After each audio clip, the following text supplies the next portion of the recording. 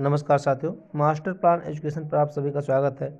आज हम बात करेंगे संविधान के पार्ट 4 ए की फंडामेंटल ड्यूटी की बात करेंगे और समझने का प्रयास करेंगे क्या महत्वपूर्ण प्रोविजंस इसमें मेंशन किए हुए हैं।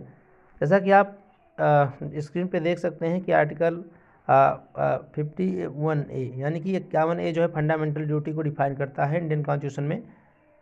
क्या इसके बारे में और बातें हैं, देख लेते हैं। स्क्रीन पे लिखा हुआ है articles 51A of the constitution of India list the fundamental duty of every citizens.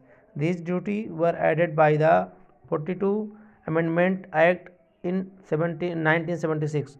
आप याद क्या रखेंगे, इसमें जो इम्पोर्टेंट पॉइंट है ये कि किस अमेंडमेंट के द्वारा जोड़ा गया था फंडामेंटल ड्यूटी। तो 42 यानी कि 42वें संविधान संशोधन के द्वारा जोड़ा गया था। और कब आया था? 1976 में आया हुआ था। कहाँ से इंस्पायर्ड था? Inspired by the constitution of former USSR।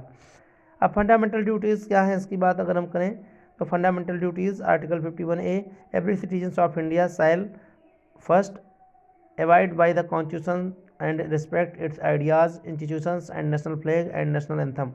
B point की अगर हम बात करें cherish and follow the nobles idea of the freedom struggles. C uphold and protect the sovereignty unity and the integrity of India. Next slide पे move करते हैं और देखते हैं और क्या क्या फंडामेंटल ड्यूटीज़ हैं। आप देख सकते हैं point number D, defend the country and render national service when called upon. यानी कि जब आपको बुलाया जाएगा देश की सेवा के लिए तो आपको जाना के लिए तैयार रहना चाहिए। Promote harmony and the spirit of the brotherhood amongst all peoples. सभी लोगों के बीच हारमोनी यानी भाईचारा बनाए रखें और स्पिरिट ऑफ द ब्रदरहुड भाईचारा की भावना, एक दूसरे से भातृत्व की भावना बनाए रखें अमंग ऑल पीपल्स सभी लोगों के बीच। Transcending religious linguistics and religious differences. Next point है value and preserve the rich heritage of our composite cultures.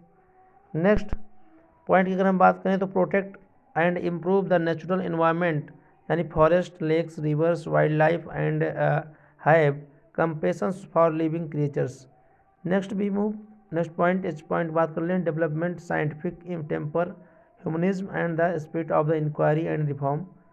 Safe guard public property and abjure violence, strives towards excellence in all spheres of the individuals and collective activity. Next and last point करें तो added by the 86 amendment act यानी कि 86वें संविधान संशोधन द्वारा इस point को जोड़ा गया था। पहले जो है 10 ही था, 10 से मूल कर्तव्य थे, लेकिन लास्ट में जो है 86वें संविधान संशोधन के द्वारा इसको जोड़ा गया। क्या है ये बातें ध्यान लेते हैं। Provided opportunity for education to children between the age of 6 and 12 years. Duty of parents guardian यानी गार्जियन पेरेंट्स की ड्यूटी बना दी गई है कि जो 6 से 14 साल के बच्चे हैं उनको क्या करें, एजुकेशन प्रोवाइड कराएं। तो ये जो है प्रमुख जो है फंडामेंटल ड्यूटीज थे which is mention in our Indian constitution. अब हम नेक्स्ट स्लाइड पे बात कर लेते हैं और क्या क्या है एडेड बाय द, इसको हमने देख लिया है। की पॉइंट की अगर हम बात कर लें इसके इंपॉर्टेंट पॉइंट की तो टोटल नंबर ऑफ फंडामेंटल कितने हैं पूछता है, 11 है। Not directly enforce by court, इसको जो है नॉट जस्टिएबल यानी कि डायरेक्ट इसको लागू करवाने के लिए आप कोर्ट में नहीं जा सकते कि इसको लागू करे सरकार। Help in maintaining discipline unity and patriotism, मतलब ये किसमें हेल्पफुल है, डिसिप्लिन को मेंटेन करने में, अनुशासन, यूनिटी, एकता एंड पेट्रोलिज्म देशभक्ति के लिए भी इम्पोर्टेंट है, अपने देश के प्रति सम्मान और स्नेह को दिखाने के लिए भी।